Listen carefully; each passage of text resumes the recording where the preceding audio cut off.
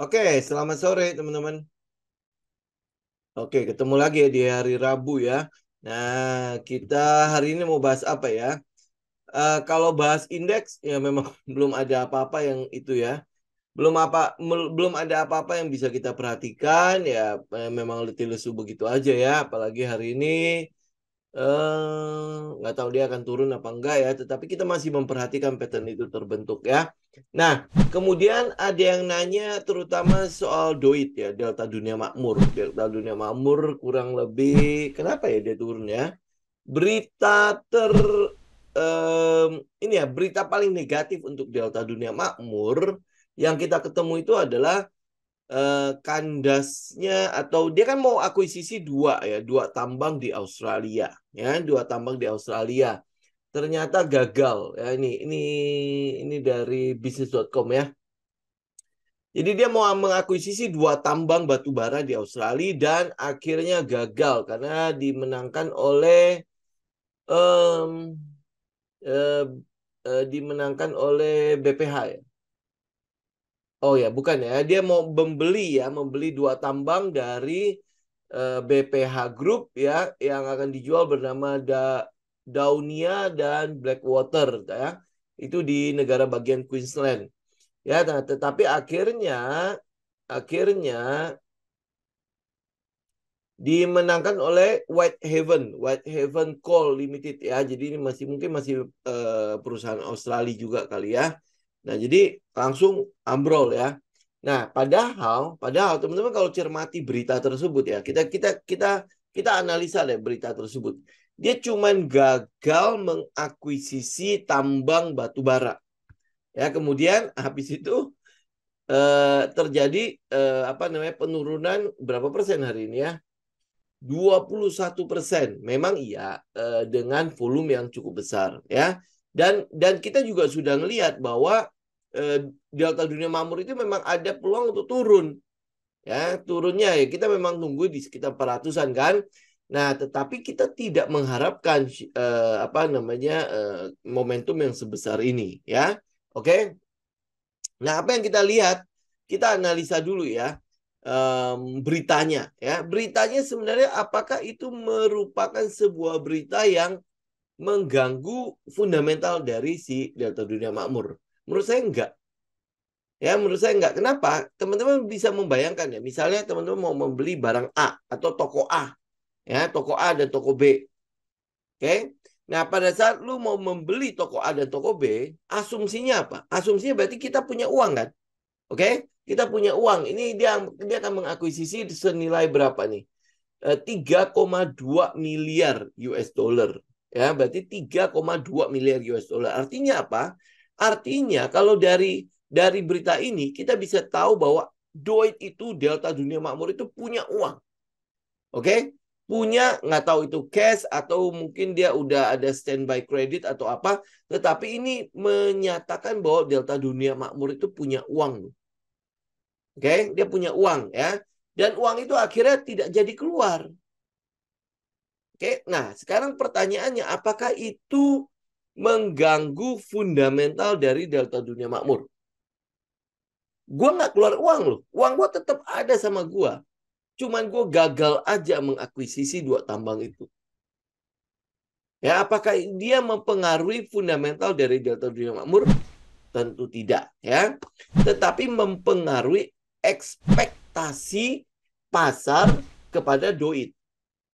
Ekspektasi pasar kepada Doit. Jadi kalau misalnya nih dia punya tambang, dia punya dua tambang itu berhasil diakuisisi, maka Delta Dunia Makmur itu bukan sudah tidak bisa disebut sebagai kontraktor doang ya, atau Buma juga nggak bisa disebut sebagai kontraktor doang, tetapi dia sudah mulai merupakan perusahaan tambang gitu loh. Jadi ekspektasi pasar bahwa ini meningkatkan status dari si emiten Delta Dunia Makmur. Itu tok. Oke, ekspektasinya begitu. Nah, pertanyaan selanjutnya, kan tadi saya nanya kan, apakah itu mempengaruhi perubahan pada fundamental si perusahaan? Tentu tidak, ya, tentu tidak. Karena yang namanya tambang batu bara ya segala macam itu dia bisa beli dimanapun saja Yang penting dia punya uang. Dan tambang itu mau dijual. Ya kan? Nah, sekarang tinggal ya kuat-kuatan aja ya. Dia beli lebih mahal atau dia beli lebih murah. Ya, kalau dia belinya ya, kayak misalnya contoh yang ini dimenangkan oleh Whitehaven dengan 3,2 miliar. Artinya mungkin penawaran dari si Whitehaven itu lebih tinggi. Ya, mungkin lebih tinggi gitu kan. Jadi akhirnya makanya mungkin si BHP-nya itu menyerahkannya atau menjualnya ke si Whitehaven dibandingkan dengan si Buma. Itu ya mungkin seperti itu kan. Nah, jadi kalau kalau teman-teman lihat berita tersebut, nothing wrong dengan si Delta Dunia Makmur. Yang mungkin mempengaruhi adalah ekspektasi pasar terhadap doi. Ya, ekspektasinya tok. Jadi kalau lu menganalisa sentimen ini, ya dia tidak mempengaruhi apapun terhadap fundamentalnya. Kasar kata, pergerakan naik ini adalah ekspektasi pasar kalau seandainya dia berhasil mengakuisisi kedua tambang tersebut, maka ada peluang dia akan naik kembali. Gitu, ya. Hanya itu saja, hanya ekspektasi saja yang berubah, ya. Sehingga dia balik kembali ke area supply demand mana sih itunya. Sebentar. Oke, dia di bawah aja. Nah, ini ya. Jadi dia kembali ke area support, area demand, area supply-nya kayak kurang lebih kayak gitu ya. Dia kembali ke situ. Oke. Nah, apa yang kita lakukan? Lu kalau lihat stick sepanjang ini tentu kita tidak langsung buru-buru masuk. Ya, ini yang kita udah lihat kan pengalaman kita dari saham-saham sebelumnya kan. Kalau dia udah stick kencang begitu dengan volume yang sangat-sangat besar begini, ya kita belum akan masuk dulu. Ya, walaupun memang area tersebut itu adalah area yang kita tungguin. Ya, di area 400-an kan.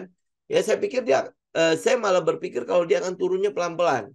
Ya, dia akan turun pelan-pelan menuju ke 400. Ya, saya tidak nyangka aja dia turun dalam sehari langsung plek sampai ke situ. Ya, sampai ke area yang kita mau ya. Nah, karena itulah makanya karena momentumnya besar, jadi kita akan menunggu momentum ini kelar dulu. Ya, momentum kelar dulu walaupun kita tahu bahwa tidak mempengaruhi apapun di fundamentalnya si Delta Dunia Makmur. Jadi cuma kembali aja ekspektasi pasar membuat pasar itu membuang barangnya dia. Ya, itu saja. Oke?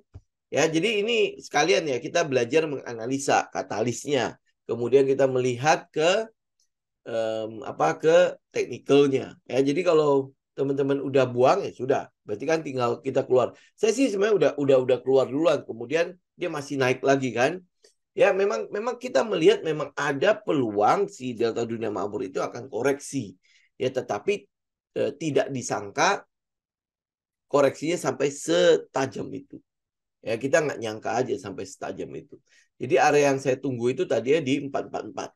Ya, area yang saya tunggu tadinya di area 444. Jadi kurang lebih di daerah support atau resisten yang berhasil dia tembus ini daerah sini. Ya, di 444 itu loh. Ya, ini kurang lebih untuk Delta Dunia Makmur. Teman-teman kalau ada pertanyaan, silakan langsung tanyain ya. Jadi saya mencoba untuk ini jawab pertanyaan lebih banyak ya, karena memang tidak ada apa-apa yang bisa kita bahas di sini. Kemudian teman-teman juga bisa lihat Tekim ya. Tekim ini juga yang kita tunggu juga kan ya. Ini kira-kira dia nanti akan seperti apa. Nah, ini Tekim, saya hanya menunggu proses momentumnya itu mulai selesai. Ini harusnya sih udah mulai agak-agak mereda ya. Teman-teman bisa lihat ya kan kita tunggunya di sekitar EMA 50 karena secara histori di EMA 50 itu selalu ada pantulan ya. Jadi kemarin ada pantul ya. Kemudian ini pantul, kemudian dia udah sampai sana dia mantul. Nah, kita mau nunggu dia mulai dry out ya. Jadi ini teman-teman bisa lihat ya dari volume aja dia udah mulai terus turun kan. Ya, nah jadi kita akan menunggu momentumnya terus turun sampai dia udah mulai kurang lebih stabil. Nah, di situ mungkin kita udah bisa mulai melihat udah mulai bisa melakukan cicilan lagi nih untuk si Tekimnya. Ya, UNTR bisa rebound kah? Kalau saya bilang sih UNTR masih akan ada peluang untuk koreksi ya. Kemarin kan kita udah sempat bahas kan untuk si UNTR kan. Ini dividen saat interimnya kan udah selesai juga kan. Dividen saat interimnya udah selesai. Nah, kemudian kita lihat apa yang sedang terjadi di situ. Dia membentuk sideways kan, ya, kotak. Dia membentuk sebuah kotak setelah penurunan. Jadi itu masih di area-area sekitar supportnya. Ini gimana ya? Saya coba. Oh ya, oke.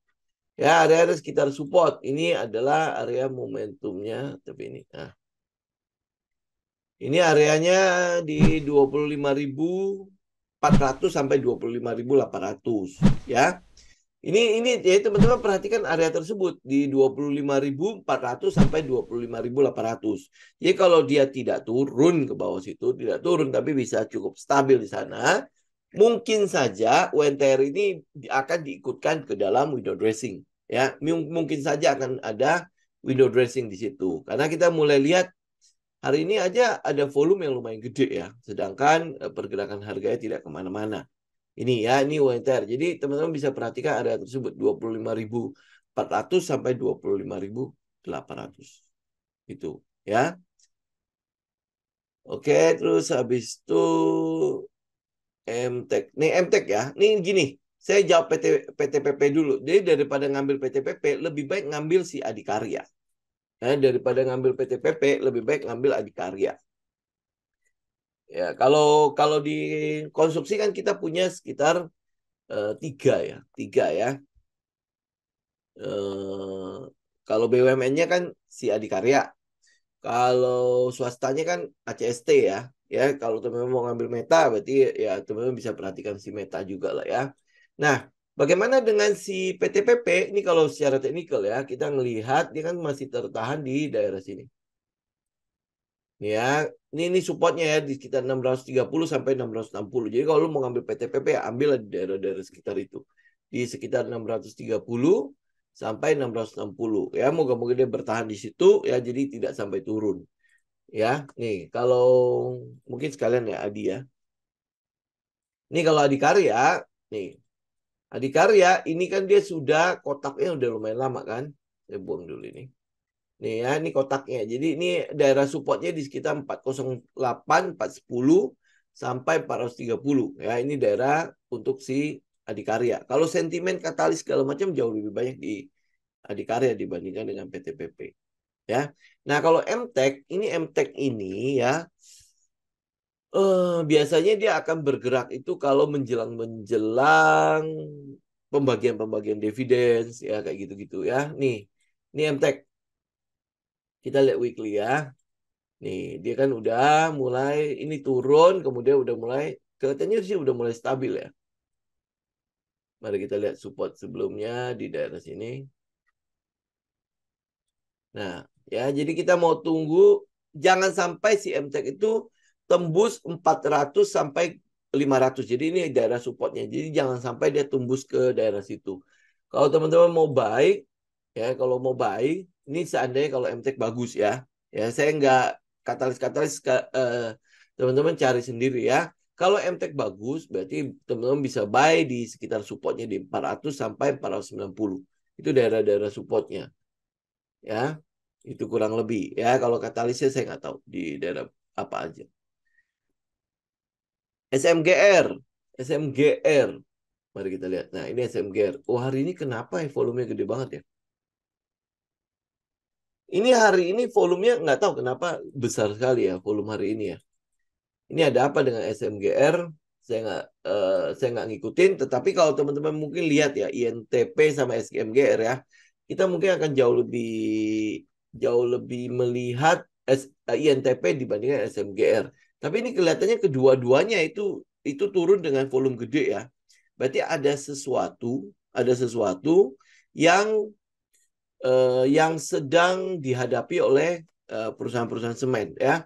Tetapi kalau teman-teman lihat supportnya si INTP, ini supportnya INTP ya, di 9.500 sampai ke 9.800. Itu jauh lebih dekat support dibandingkan dengan SMGR. Kalau teman-teman lihat ya, kalau mau itu ya, membandingkan antara INTP atau SMGR ya. Ya, kita mungkin akan cenderung ngambil si INTP dibandingkan dengan SMGR-nya. Oke? Ya, terus habis itu DKFT. Candle-nya Maruboso, tapi volumenya kecil.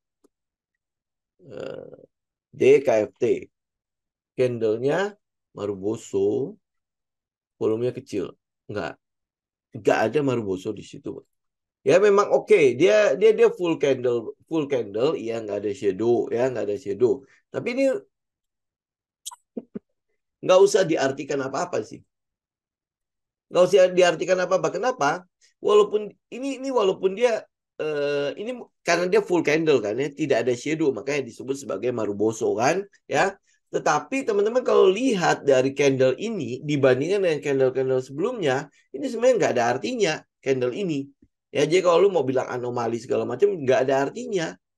Benar-benar nggak ada artinya. Apalagi ini si DKFT itu fraksinya di bawah 200. Di bawah 200 dia naiknya berarti kan 111 kan. Ya. Nah, naik satu saja sudah 1% kan. Betul nggak? Ya. Naik satu saja sudah 1%. Kalau teman-teman hari ini berarti dia turun berapa? Turun 0,9. Berarti turun Rp1. Dari 112 ke 111 ya. Jadi ini sebenarnya bukan kita oke, benar kalau dia tidak ada shadow disebut sebagai Maruboso, tetapi jangan dilihat dari satu candle itu doang. Lihat dari keseluruhannya. Kalau teman-teman lihat dari keseluruhannya, dia kan sebenarnya sideways kan. Ya dia sebenarnya sideways dan posisinya dia membentuk base itu berarti kan dia menunggu sesuatu. Ya, jadi lihat keseluruhannya, jangan lihat satu candle ini doang. Ini ya, jangan lihat satu candle ini. Ya, lihat keseluruhannya. Ini juga lu bisa bilang Maruboso kan di sini kan. Tapi kan nothing. Ya, nih candle yang ini sama volumenya kan juga sebenarnya kecil. Tapi kan sebenarnya nggak ada artinya. Gitu. Kenapa? Karena kalau lihat dari keseluruhannya, dia sebenarnya cuma ngebase doang kok. Ya kalau dia ngebase, ya masih di dalam base itu sebenarnya nggak ada apa-apanya sih. Gitu. Oke? Ya, jadi sekali lagi jangan dianalisa per satu-satu candle. Ya, ini yang mungkin sering kali dilakukan oleh trader ya. Dia ngelihatnya satu candle. Nah, satu candle itu ngapain? Lu harus lihat dari keseluruhannya. Keseluruhannya kayak Doit ya, oke, kita lihat hari ini volume apa? Candle kan begitu besarnya kan? Ya, tapi kita nggak berpatokan pada satu candle itu. Yang saya bilang, memang kita sedang menunggu koreksinya si Doit. Ya memang kita menunggu koreksinya, tetapi kita tidak menyangka kalau dia koreksinya begitu gedenya. Ya, kenapa kita menunggu dia koreksi ya? Karena keseluruhan, karena dari pergerakan sebelumnya kan, pergerakan sebelumnya juga sudah mulai ada momentum yang cukup tinggi di situ. Ya mungkin ya pasar mengekspektasi dia bisa mengakuisisi dua tambang itu, ya kan? Gitu, kurang lebih kayak gitulah. Oke, SSIA. Ini kalau saya boleh sarankan, ini SSIA, SCMA. SSIA ini ya lebih baik teman-teman boleh hindarin ya. Ya, walaupun dia naik. Ya, tapi kalau saya boleh sarankan, teman-teman boleh hindarin. Kenapa hindarin? Karena salah satu aturan di kita, kepemilikan publiknya itu sudah lebih, ini SSIA kalau nggak salah sudah 70% kalau tidak salah. Ya. Nah, jadi kalau dia udah melebihi 50-60%, ya itu biasanya di dalam sini siapa yang menggerakkannya? Gitu, siapa yang menggerakkannya gitu. Sedangkan ya kita tahu bahwa kepemilikan sahamnya si saham ini itu sebagian besar dipegang oleh retail. Ya kalau dia dipegang oleh retail, berarti market makernya megang berapa? Megang 30%. Ya kan nggak mungkin juga kan, pasti ada milik perusahaannya berapa. Nah, market makernya itu ngumpulin berapa? Ngumpulinnya dia harus ngumpulin dari 70% kan. Itu kan setengah mati. Ya, jadi kalau pergerakan ini ya saya pikir ya mungkin akan cenderung semu-semu aja gitu loh. Ya, walaupun ya oke dia sempat naik begitu tingginya, kemudian Habis itu dia sempat sideways begitu panjangnya ya. Tetapi kalau lu lihat dari logik di balik akumulasi yang terjadi, itu saham di retailnya itu sekitar 70%. Saham di retail 70%. Nah, market maker mana yang mau mengumpulkan barang ini dari retail sampai sekitar 70%? Market maker mana gitu loh. Ya, kita kan bisa lihat dong. Ya, lu ngapain gitu loh, susah-susah ngumpulin dari yang 70%. Gue mendingan gue cari aja kalau memang ini berhubungan dengan lahan industri, kalau dia berhubungan dengan properti, ya kita bisa aja ngelihat misalnya contoh Dimas misalnya. Gue bisa kumpulin dari Dimas, walaupun ya Dimas pergerakannya gitu-gitu aja. Atau Akra, gue bisa kumpulin dari Akra. Ya kan, daripada gue ngumpulin dari saham di mana retail itu jauh lebih berkuasa di situ, di mana kepemilikannya jauh lebih banyak di retail. Itu logik ya di balik akumulasi. Ya, yang kedua nih, kalau bagaimana ceritanya saham-saham ini bisa lebih banyak di retail dibandingkan dengan pengendali dan lain sebagainya. Oke? Nah, dari aturan si RUPS, bagaimana cara mereka mengambil keputusan? Bagaimana cara mereka mengambil mencapai quorum untuk mengambil sesuatu mungkin corporate action dan lain sebagainya? Bagaimana caranya? Dia harus mengumpulkan retail-retail yang jumlahnya 70% itu untuk ada di rapat. Gitu. Saya nggak tahu nanti apakah dia ada ini ya, ada vote-vote apa seperti apa di balik itu ya. Tetapi ini adalah saham-saham yang kita coba hindarin. Kenapa? Karena kalau lu mau merubah fundamentalnya dengan saham retail sebanyak itu, bagaimana itu yang tadi saya bilang, bagaimana mengambil keputusannya. Mungkin retail-retail nggak pusing lah ya, pegang sahamnya, saya nggak pusing gitu kan. Ya lu manajemen mau bagaimana, yang penting gue cuan gitu loh. Ya, tetapi kalau dilihat dari logik akumulasi, kemudian logik dari apa ya pengumpulan pengambil keputusan dalam setiap perusahaan, itu ya sangat-sangat nggak masuk akal gitu loh. Kalau di retail itu sampai 70%. Itu banyak kok saham-saham seperti itu. Bahkan HKMU itu 100% di retail. Ya, 100% di retail. Nah, sekarang pertanyaan saya, itu manajemen yang gaji siapa? Yang ngambil keputusan siapa? Kalau dia mau ngambil keputusan-keputusan gede, mau akuisisi apa segala macam, siapa yang ngambil keputusan? Sedangkan pemegang sahamnya itu 100% retail. Gitu, gimana dong? Gitu ya. Jadi ya makanya karena itulah kita hindari. Walaupun dia nanti teknikalnya mau sebagus apapun, kita nggak pusing gitu. Karena kita nggak mau terjebak pada hal-hal yang nggak make sense gitu. Kalau lu lihat dari sisi mana? Dari sisi fundamental, gimana cara menilainya? Gitu kan? Dari sisi mengambil keputusan untuk keputusan-keputusan besar. Berarti kan ini bakalan cacat hukum semua. Pengambilan keputusan yang dilakukan. Mau di RUPS, RUPS LBK, semua pasti akan langsung cacat hukum kan. Gitu kan? Nah, itu yang mungkin menjadi pertimbangan kita gitu loh. Ya. Nah, pertimbangan yang ketiga, ini agak-agak kasar gitu ya. Kalau sampai retail memiliki 70%, berarti itu pemegang saham atau mungkin pendiri atau owner ya atau pengendali itu sebenarnya tidak mau perusahaan ini. Kalau dia mau perusahaan itu, kalau memang perusahaan itu bagus, harusnya dia pegang lebih banyak. Betul nggak?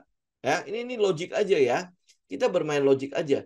Harusnya dia ngambil lebih banyak. Nih ambil contoh paling gampang itu yang sekarang lagi viral-viralnya kan, Goto.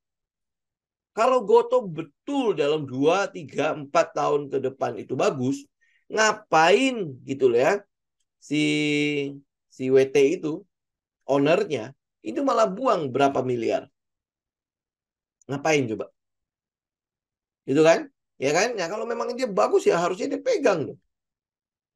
Gitu. Ini logiknya ya. Jadi maka dari itu kenapa aturan itu kita terapkan gitu loh. Jadi kalau dia udah di atas 50-60% ya ini apalagi sampai 70%, udahlah lebih baik kita nggak usah lihat gitu loh. Itu berarti ya ownernya saja tidak mau perusahaannya.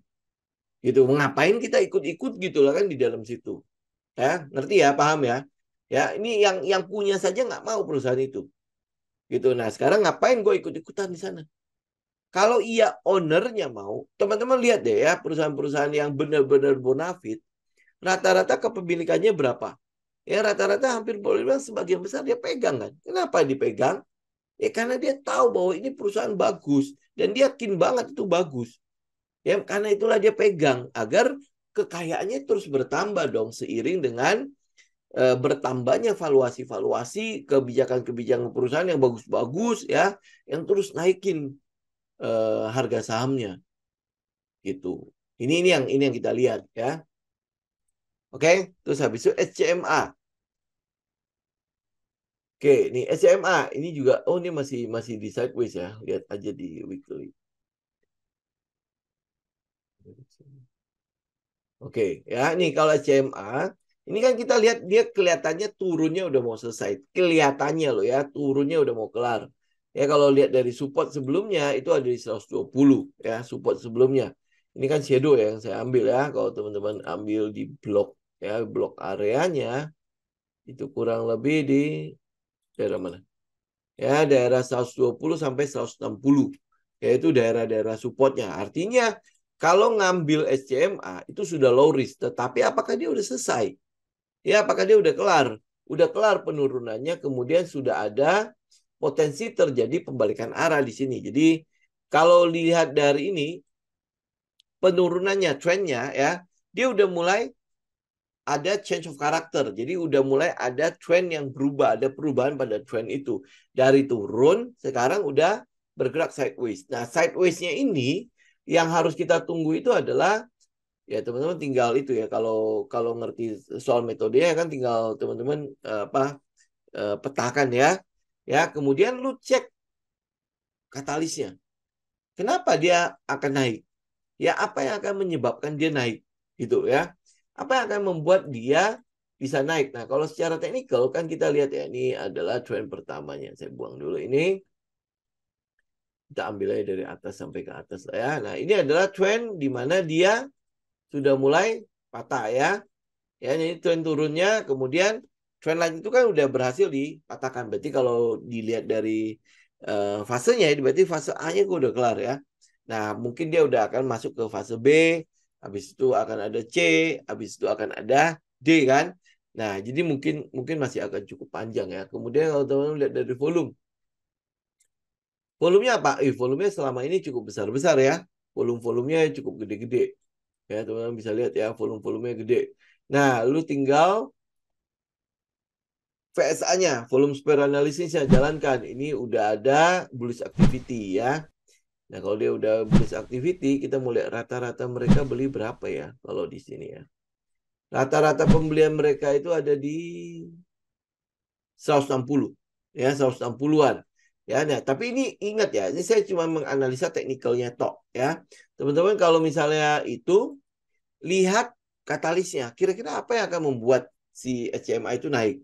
Kalau dibilang pemilu, kita udah sempat meriset mengenai efek pemilu terhadap saham-saham media. Itu nggak terlalu besar.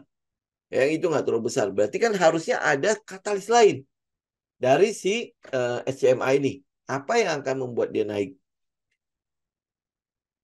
Itu ya. Jadi ya teman-teman, kalau dilihat dari risknya, dia udah kecil ya. Risknya udah kecil. Dia udah di antara support 121 sampai 160, 120 sampai 160 lah. Ya dia udah di daerah support. Apakah nanti ada springnya?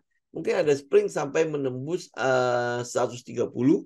Ya kemudian setelah itu dia akan ada V-shape-nya. Nah ini tinggal teman-teman tungguin. Itu kalau sekarang mungkin masih agak terlalu awal ya. Kita masih ngeliat, ya mungkin masih akan ada pergerakan, ya pergerakan ke atas, ya kemudian mungkin akan retest ke ini, ke 180, dia akan retest ke atas dulu, ya. Nah habis itu teman-teman kalau misalnya lihat dari area PS-nya, ini adalah area resistennya ya, resistennya kurang lebih di 175 sampai 195, itu resistennya. Jadi ada peluang dia akan bikin base di daerah situ ya. Tapi kalau misalnya dia tidak berhasil menembus area tersebut, maka dia akan ada koreksi lagi. Nah, pada saat dia koreksi itulah teman-teman perhatikan dia akan ada spring kah? Kalau dia ada spring di situ pasti akan ada V-shape nanti. Ya, apalagi kalau diikuti oleh katalis-katalis yang bagus. Gitu. Ya, oke. Hari ini ada refinancing of wisdom tree ya. Oh, oke. Berarti mungkin ada yang dibuang, ada yang diambil lagi kali ya.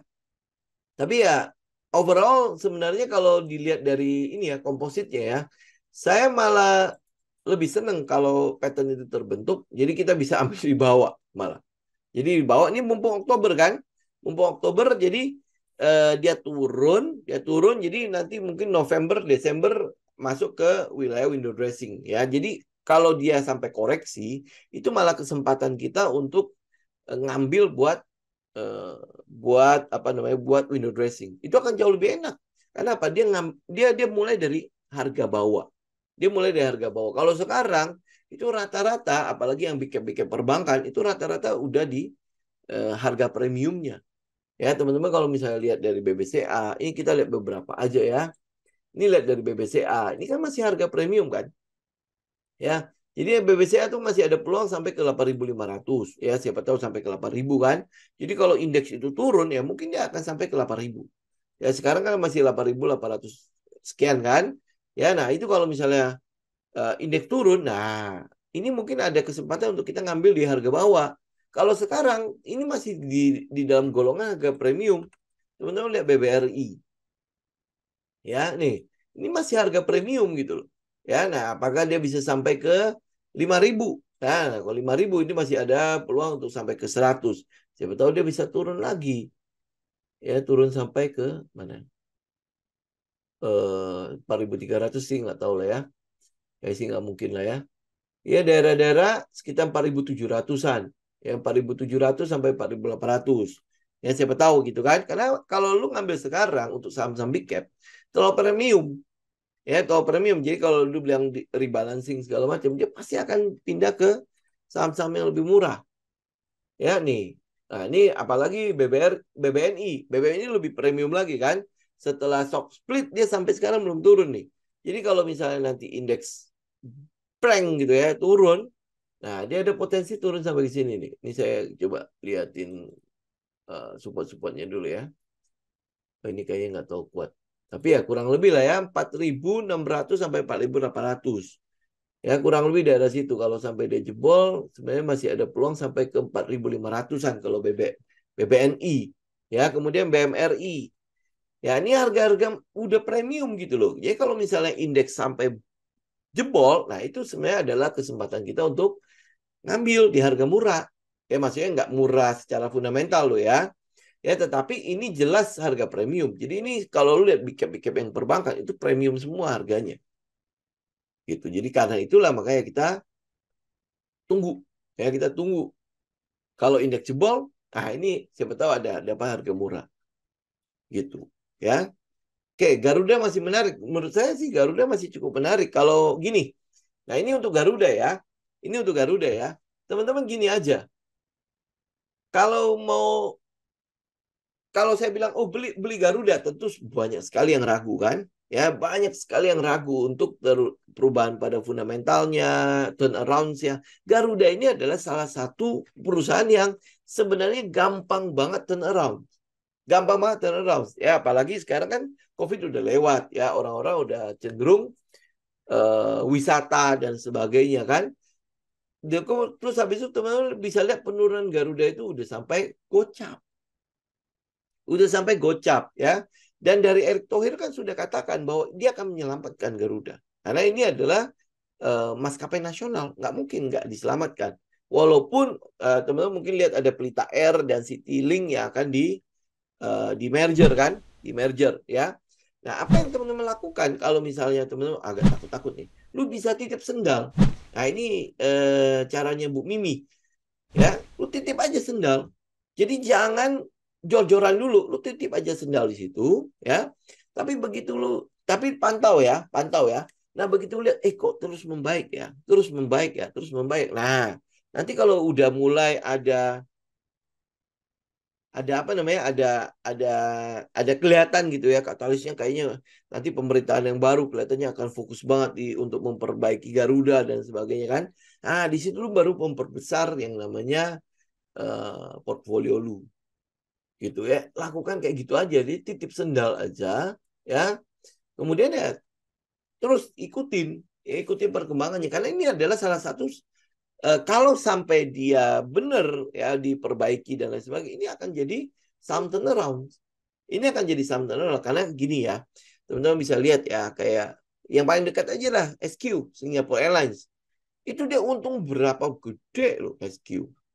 Untung berapa besar. Nah Garuda itu untungnya masih setitik loh. Ya kan?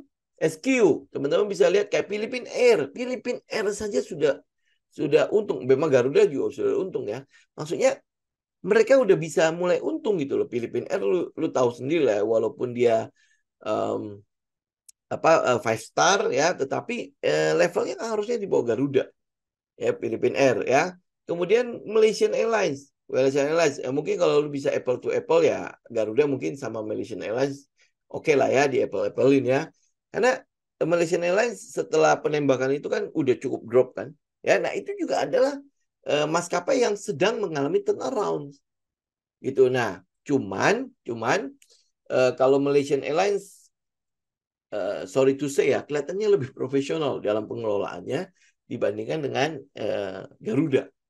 Ya saya nggak tahu, nanti ya tinggal kita lihat nanti perkembangannya seperti apa. Karena di Menteri BUMN ke depannya, saya juga apa namanya, kita nggak tahu ya nanti bagaimana. Nah ini dari pilot ya. Apa nggak mau sentuh Garuda. Saya nggak tahu, Pak, di maskapai mana sih? Yang di Singa ya, bukan yang di sini ya.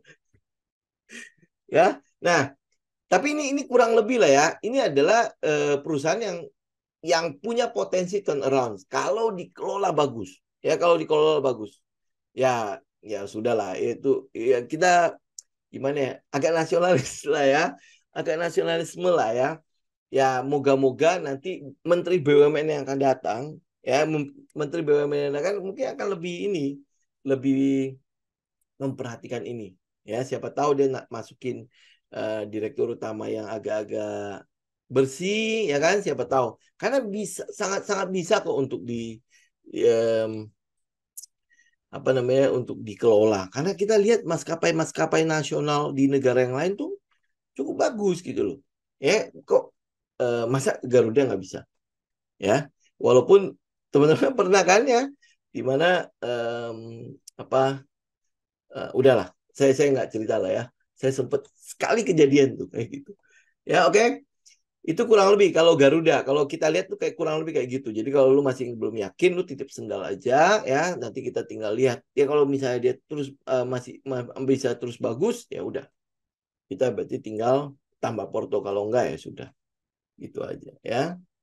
Kalau lihat LQ 45, IDX 30 chartnya udah turun jauh. Mungkin indeks keangkat IPO. Iya, bisa aja, Pak. Kayak gini, kalau saya lihat ya, LQ45, IDX 30 itu kan isinya itu adalah ya saham-saham perbankan tadi yang saya bahas kan. Itu harganya udah premium. Kalaupun dia nggak turun, ya LQ45, IDX 30 itu harusnya sideways, ya kan?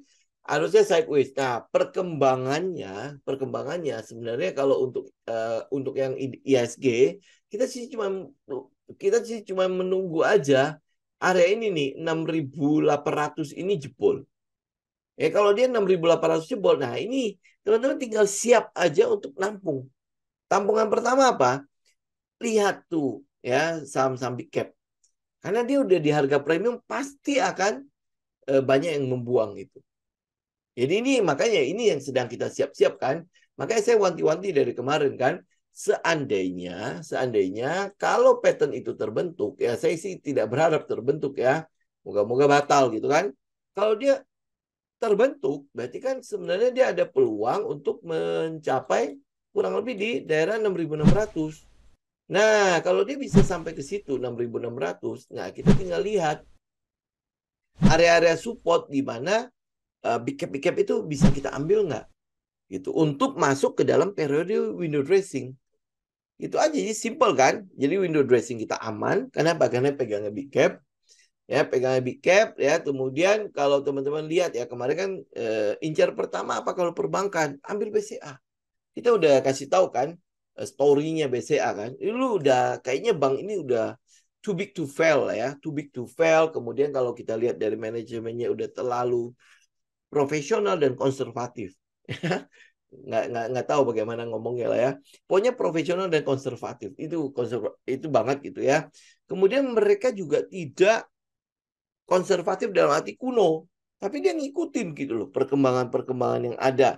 Ya kita lihat kayak Sakuku gagal ya, kemudian dia masih bikin itu kan, bikin Blue ya, Blue. Kemudian Curious-nya juga adalah salah satu yang cukup berhasil ya, Curious kan. Kenapa Curious-nya bisa berhasil? Ya karena nasabahnya gede, ya kan? Nasabahnya besar ya. Kemudian Curious kan lu tinggal itu doang kan? Apa sih namanya itu? Hubungkan ke dalam tabungan lu kan?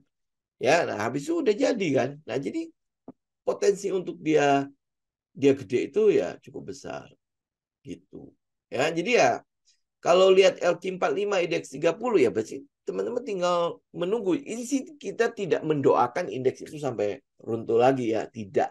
Ya kelihatannya kalaupun dia runtuh itu pasti ada usaha dari pemerintah saat ini untuk mempertahankannya. Kenapa? Karena ini adalah image. Ya image karena ini pemerintahan sekarang udah mau lewat nih, udah mau berakhir nih. Jadi ini image ini akan dia bangun, dia tidak akan dibiarkan ambruk ya, tidak dibiarkan ambruk. Cuman memang kalau ada potensi koreksi ya memang ada potensi koreksi. Nah cuman koreksinya nanti pas window dressing itu pasti akan ditarik. Ya kita cukup yakin dengan itu. Kenapa kita cukup yakin? Yaitu tadi image yang akan dibangun oleh pemerintah sekarang adalah ya dia harus bagus gitu. Karena gue harus meninggalkan legacy yang bagus kan. Gitu kan. Nah jadi makanya indeks ini akan dipelihara. Ya dengan kata lain kayak gitulah ya. Indeks itu akan dipelihara. Ya. Oke, Doit udah kita bahas tadi. Ya, oke kita lihat KKGI. Ini KKGI kenapa ini? Kayaknya banyak banget yang suka ya. Oke, nah KKGI mari kita lihat ya. Ini KKGI ini hari ini turun lagi. Volumenya gimana? Oh, volumenya lumayan agak besar ya. Nah, kita mau lihat adalah daerah sini nih, 490 ya, 490 sampai ke 525. Ini kan dia udah di area yang kita mau sebenarnya. Ya, kalau dia bertahan apa enggak nih? Di 490 ini berapa sih? 490 ya. Si EMA 200-nya 490 ya. Nah, 490 itu ada EMA 200 di situ. Apakah dia bisa bertahan atau enggak? Ini saya buang dulu ya, daerah ini ya, biar teman-teman bisa lihat ya. Saya ambil posisi yang pasnya itu adalah ini. Sampai 480. Ya, 480. Jadi area itu kalau dia tembus, berarti kan sebenarnya ada peluang untuk si KKG ini buat turun lagi. Turunnya mana? Oke. Ya, saya ada satu support di daerah sini. Ini buang aja. Saya ambil kotak aja. Nih, ya. Jadi kalau dia jebol di 480, maka dia akan sampai ke sini. Ya, ke daerah 440 sampai 460 itu KKGI. Ya, oke itu kurang lebih ya. Kalau ngambil yang ini support yang barunya deh. Nah, ini. Oke, nah ini kalau sampai dia jebol berapa ini? 420 sampai 440. Ya kalau sampai dia jebol berarti dia akan turun kembali ke 300-an. Yaitu KKGI ya. Itu teman-teman bisa perhatikan.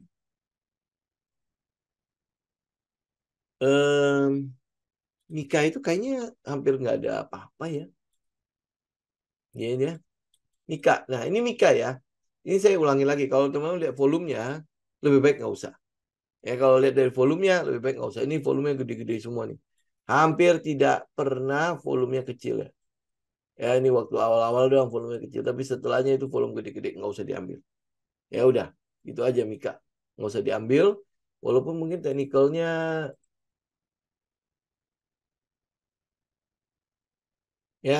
mungkin menarik tuh, tapi lebih baik nggak usah diambil karena volumenya gede sekali. Nah, BRPT nih, BRPT kayaknya udah mulai nih. Ini BRPT ya, kan dia turun nih.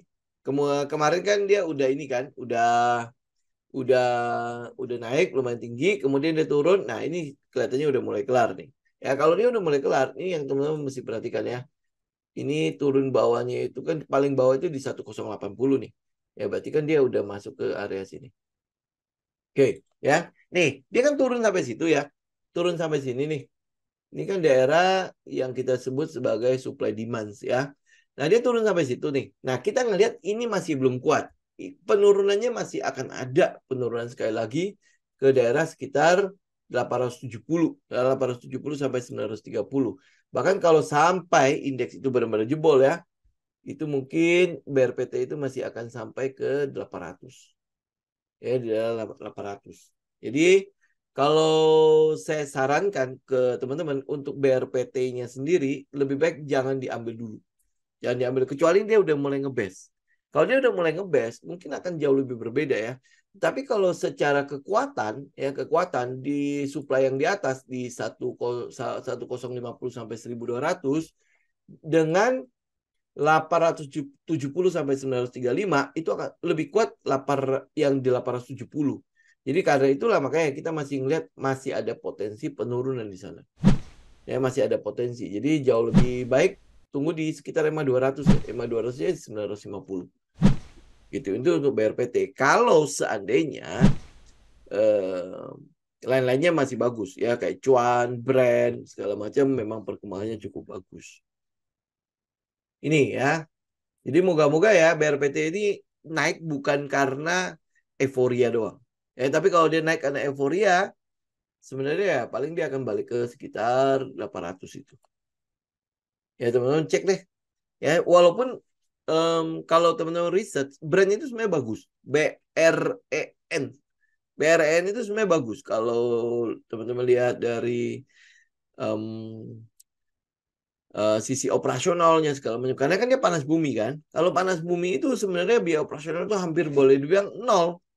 Ya, biaya operasional hampir bilang nol. Kenapa? Kalau dia menemukan sebuah sumur panas bumi, itu sumur itu sebenarnya bisa dipakai, saya lupa ya, antara 80 sampai 100 tahun. Kalau di maintain sangat bagus. Jadi operasional si brand itu sebenarnya memaintain si sumur itu ya kalau panasnya tetap sama. Ya, nah kalau udah dekat-dekat itu dia akan kayak mencari lagi panas bumi yang lain, lubang sumur yang lain, tapi dekat-dekat situ juga dia akan ngambil ngambil kurang lebih kayak gitu gitu. Tetapi satu sumur panas bumi itu bisa dipakai sekian lama. Ya dan maintenance-nya itu nggak kayak mungkin kayak batu bara harus dimasukin batu bara baru nanti uap segala macam kan, atau teman-teman mungkin lihat kayak bendungan harus dibangun bendungan kemudian air kering nggak bisa memproduksi listrik. Nah kalau panas bumi beda, lu cuma perlu memaintain panas buminya itu tetap. Nah maintenance-nya bagaimana? Lalu tinggal tanya ke perusahaannya, saya juga nggak tahu bagaimana maintenance-nya ya. Tapi itu kalau di maintenance itu bisa dipakai 80 sampai 100 tahun kalau tidak salah. Satu sumur. Ya, kemudian dia harus mengeksplorasi sumur-sumur yang lain gitu. Tapi biasanya dekat-dekat situ itu udah pasti mereka ketemu. Ya, kurang lebih kayak gitu gitu. Jadi kalau BRPT kalau dia cuma euforia doang, ya udah tinggal dia turun gitu. Jadi kalau mau lihat brand ya lebih baik brand gitu ya. Tapi kalau misalnya eh, apa eh, sumbang si brand itu ke BRPT itu sebenarnya cukup gede.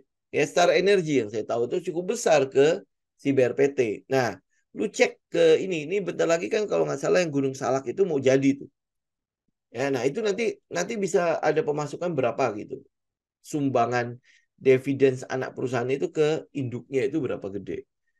Gitu. Kalau saya sih jauh lebih senang ngambil yang si brandnya ya, karena kita kan hubungannya sama EBT kan, energi baru dan terbarukan kan. Nah, si brand itu udah kena banget.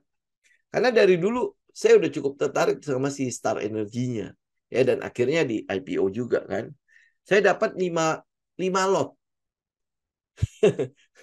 dari berapa lot yang itu, makanya nggak nggak ada nggak ada gregetnya sama sekali gitu loh. Cuma dapat segitu. Karena dia oversubscribe itu kalau nggak salah berapa berapa ratus kali kan. Ya jadi ya nggak menarik lah. Gitu. Jadi ya lebih baik kita tunggu dia udah dapat ya. Ya ya nggak ada dagingnya itu mah. Lu jual juga nggak ada gunanya. Iya itu mah nggak berasa apa-apa gitu loh. Nggak, saya udah lepas di 200 200%-an. Karena nggak, coba lihat ya, brand kalau nggak salah udah mulai turun kok. Ya udah nggak gitu itu. Oh nggak, masih naik loh. Oh saya jual daerah sini nih.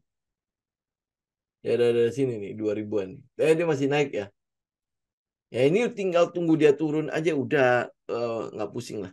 Cuma cuma 5 lot, nggak ada, benar-benar nggak berasa apa-apa gitu. Jadi lebih baik udah tinggal tunggu itunya. Saya pikir bisa dapat banyak, ya kan? Tapi ternyata orang benar-benar euforia karena yang waktu kenapa saya ambil si brand, karena asumsi saya kan, kata orang-orang kan valuasinya mahal kan, ya kan? Udah dapat ya. Oh, lumayan ya, Pak. Ya karena valuasinya banyak kan. Wah, ini harusnya saya udah bisa dapat banyak. Karena kan nggak dapat banyak, cuma 5. Pak Kris dapat berapa? Ya ini motor listrik apa nih? Motor listrik kalau yang cuma 3 juta, saya juga dapat. Ya cuman segitu doang. Oh, 25 lot ya. Makanya aduh, pokoknya ah tidak menyenangkan banget lah. Oke ya, kurang lebih dapat, lumayan ya. Oh, masih dapat juga ya tuh. Masih enak ya, masih ada yang 10 lot ya. Mungkin saya ngebitnya kurang gede kali ya. Harusnya digedein ya. Ya udah lah ya, bicuan semua ya, walaupun dikit-dikit ya oke lah ya.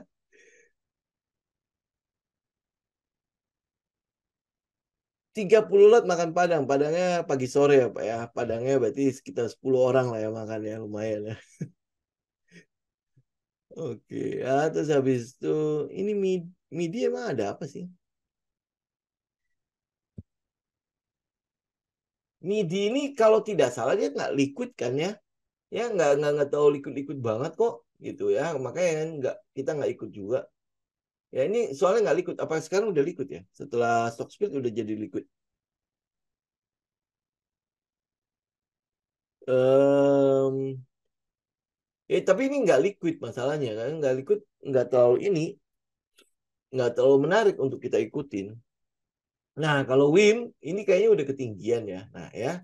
Ini sebenarnya udah tinggal bersiap-siap untuk jatuh aja. Udah lebih baik nggak usah lah.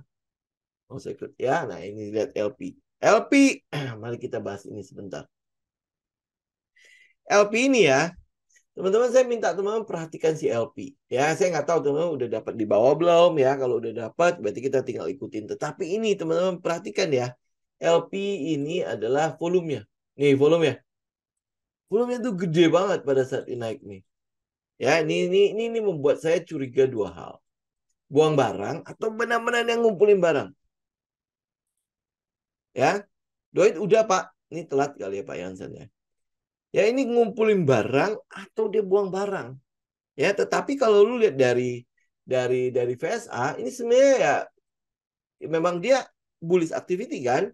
Ya, pergerakan naik kemudian dia masih beli beli terus barangnya. Nah, ini hari ini dia udah mulai nyentuh lagi di resistennya 264 sampai 272. Jadi ini tinggal kita mau lihat nih ya. Kita tinggal mau ini pembuktian ya. Ini volume yang gede ini karena dia ambil barang atau dia buang barang. Kalau dia ambil barang, maka 272, 272 itu jebol. Itu harusnya jebol. Ya. Nah, ini apa yang membuat dia naik?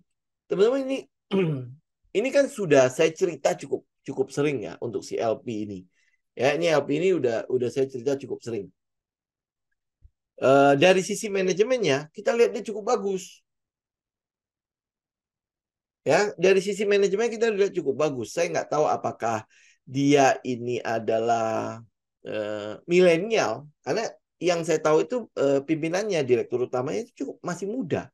Ya, masih muda. Kemudian kita lihat cara dia ngelola uang-uang bebas. Uang bebasnya dia, maksudnya uang yang nggak kepakai itu cukup cukup menarik gitu ya. Kemarin dia sampai masuk ke reksadana pendapatan tetap ya. Ya, dia masuk reksadana saham yang dia masukin. Nah, pada saat dia masuk itu dalam posisi di mana indeks kita itu udah di dasar. Nah, ini harusnya dia dapat untung yang lumayan. Itu belum dipublish aja kan? Itu. Kemudian kita ngelihat usaha manajemennya untuk ngikutin zaman, melakukan efisiensi duluan. Ya kemarin kan dia bikin multicat ya, multicat vehicle itu. Jadi ada satu kapal yang bisa melayani lima jenis pekerjaan. Ya kalau yang sekarang mungkin 5 pekerjaan itu harus diladeni per kapal. Ya jadi otomatis lu membutuhkan 5 kapal. Nah tetapi ini dia sedang membuat satu kapal bisa meladeni 5 pekerjaan. Ya benar ya, saya ngomongnya begitu ya. 5 pekerjaan, pekerjaan inilah takbot lah atau apalah. Jadi kalau orang menyewa kapalnya itu jauh lebih senang. Ya berarti gue cuma sewa satu kapal untuk melakukan 5 hal. Jadi lebih efisien kan? Ya lebih efisien. Nah dari situ aja dia udah bisa apa namanya pengurangan emisi itu cukup besar. Ya ini yang kita lihat dari LP. Jadi ini adalah sebuah saham yang cukup menarik. Jadi yang kita mungkin akan lihat kira-kira ke depannya dia bisa balik lagi ke tertingginya di IPO berapa? 370. Ya ini yang kita lihat ya. Jadi saham ini juga cukup sepi dari pasaran. Tidak banyak yang membicarakan. Nah, saya cukup senang kalau udah nggak banyak orang yang membicarakannya. Ya, jadi apa yang kita tunggu? 272 itu jebol apa enggak? Kalau dia jebol, kalau dia breakout, berarti kita udah apa namanya volume-volume ini memang pengumpulan barang. Ya, nah sekarang bagaimana kalau nggak jebol? Kalau lihat dari story-nya, saya agak susah ngomong kalau dia nggak jebol, gitu ya. Kalau dari story-nya, ya dari story-story yang ada, kita agak susah untuk melihat dia nggak jebol. Jadi ini akan ada kelanjutan. Ya akan ada kelanjutan. Nah, plus kalau sektor yang mendukung ini harusnya momentumnya akan jauh lebih besar. Ini LP. Ya, jadi kalau udah punya barang ya sudah kita tetap keep ya nanti kalau dia jebol 270 ya nanti kita tinggal lihat ya mau nambah apa enggak gitu. Ya 270 pun sebenarnya itu juga shadow nih. Ya 264 sampai ke 270 itu juga shadow sebenarnya. Jadi untuk dia tembus itu harusnya sangat-sangat mudah. Ya, harusnya sangat mudah. Harusnya ya. Apalagi dengan volume segini. Ya, jadi tinggal ya kita tunggu aja biar inilah. Kalau lihat dari candle terakhir ya, ada potensi turun. Ya, jadi lebih baik ya tunggu dia koreksi aja. Koreksi dekat-dekat EMA 20 baru kita ambil. Kalau dia koreksi ya, kalau dia koreksi ya. Tapi kalau enggak ya tunggu dia jebol aja baru ngambil. Jauh lebih enak, Pak. Dia jebol, apalagi dia ngebest ya kan kita jadi lebih pede kan untuk nambah barangnya gitu ya. Kemudian ini apa ya, PGEO ya, kan dia lebih murah daripada si brand kan ya. Cuman ini ya, cuman yang jelek dari PGEO ini adalah ini punya pemerintah ya. Ya, ini kenapa saya lebih tertarik pada brand walaupun valuasinya gede. Ini yang saya bilang kan, kenapa tetap saya beli gitu loh. Ya, karena kalau dari pergerakan harga, lu nggak bisa lihat dari valuasi tok. Karena di dalam pergerakan harga ada namanya euforia dan ekspektasi. Nah, euforia dan ekspektasi itu nggak bisa diukur dengan angka. Paham ya? Ya itulah trading gitu loh. Itu seninya trading. Kalau lu seorang fundamental, lu hitungnya data. Semua itu data. Kemudian ada MOS ya, margin of safety segala macam ya. Kalau di kita kan namanya stop loss ya. Nah, tetapi fundamentalis itu rata-rata mengesampingkan ekspektasi sama euforia. Itu jarang sekali dihitung sama mereka kan. Ya, nah sedangkan kalau kita technical ya trader kita ngitung itu ekspektasi dan euforia. Justru karena ekspektasi dan euforianya lah, makanya pergerakan harganya bisa tegak lurus. Gitu. Pergerakan harganya bisa tegak lurus. Karena itulah makanya setiap kali pergerakan harga tegak lurus, biasanya valuasi akan langsung tinggi banget. Nah, proses tingginya biasanya kan kalau setelah ekspektasi dan euforianya itu mulai reda, orang mulai logik gitu ya.